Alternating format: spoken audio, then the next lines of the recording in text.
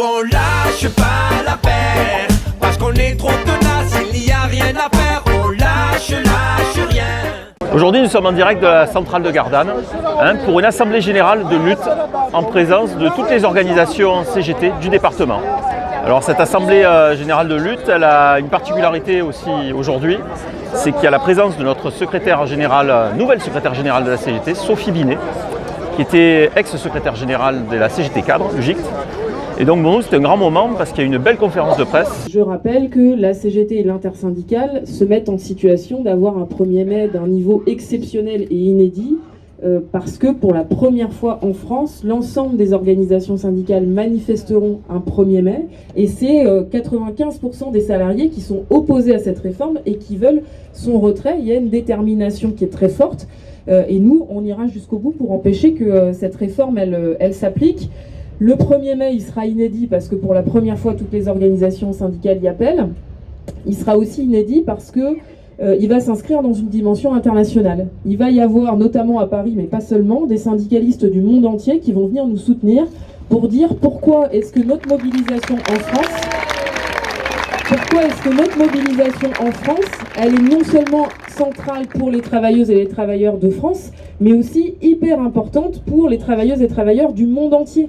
Il y aura des Africains, des Asiatiques, des Américains, des Européens qui vont ensemble dire oui, la retraite des salariés français, elle est importante pour nous parce que si on tire les droits vers le bas d'un pays comme la France, c'est l'ensemble des garanties collectives dans le monde qui est tiré vers le bas. Les travailleurs de Gardanne aujourd'hui portent un projet de reconversion de la centrale avec des moyens écologiques innovants.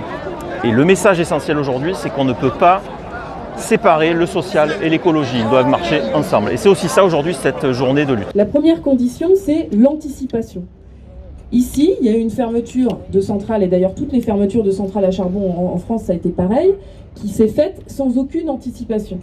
Sans aucune anticipation, le résultat c'est quoi? C'est qu'on arrive à une situation ubuesque où aujourd'hui la France, elle importe son électricité et son énergie, et elle importe son électricité d'où? Elle l'importe d'Allemagne, le pays qui a la production d'électricité la plus carbonée, qui repose le plus sur des centrales à charbon. Donc pour anticiper, ce qu'il faut, c'est une planification environnementale et industrielle, parce qu'on ne peut pas avoir des réponses qui fluctuent au gré des lobbies financiers, au gré des lobbies industriels, sur un jour on dit oui à ça, le lendemain non à ça, sans aucune prise en compte des enjeux environnementaux ni sociaux.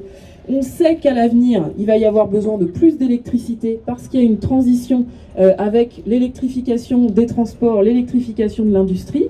Et donc c'est pour ça que la CGT, elle propose un service public de l'énergie pour pouvoir anticiper ces besoins et répondre en sortant de la financiarisation et de la fluctuation des prix sur le marché. Bien sûr, Sophie Binet est la nouvelle secrétaire générale de la CGT, mais l'UGIC CGT a une secrétaire par intérim, Madame Tato, que j'ai eu le plaisir de rencontrer en audio et de prendre contact avec, parce que nous travaillons bien sûr avec les plus hautes instances, y compris la CPAM des Bouches-du-Rhône.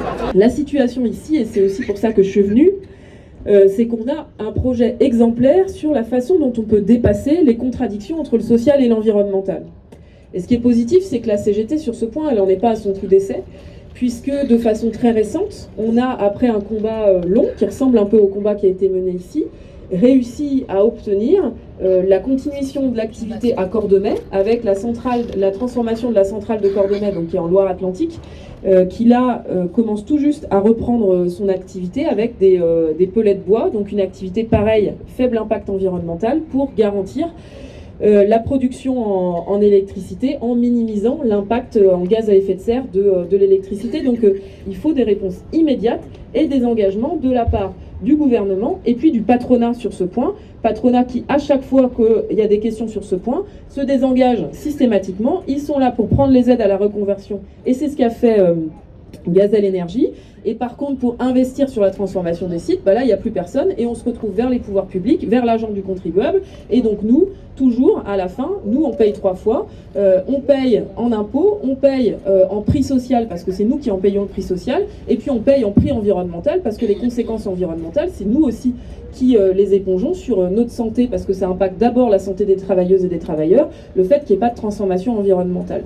Donc par ce projet, on voit bien que pour répondre aux défis social, économique, environnemental, la CGT elle est un acteur central et qu'il faut que nos propositions elles soient prises à leur niveau. Et de toute manière, ce qui est clair, c'est que si on ne nous écoute pas, on se donnera les moyens de se faire écouter. Donc je rappelle, réponse d'ici au 15 mai, sinon nous en tirerons toutes les conséquences et nous prendrons les dispositions avec les organisations concernées et au plan confédéral, je le dis fermement, pour que nos propositions, notre interpellation, elles soient entendues, parce qu'on ne peut plus attendre pour avoir des réponses sur la centrale de Gardanne.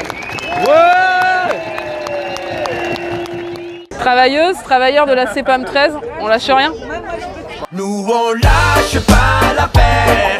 Oh Monique, tu as l'air contente. Elle t'a plu cette vidéo, hein? Eh bien sûr, je suis contente, Minot. On l'a pas élue juste parce que c'est une femme. C'est parce qu'elle parle bien, il y a de la réflexion, de l'analyse, et en plus, elle maîtrise ses dossiers.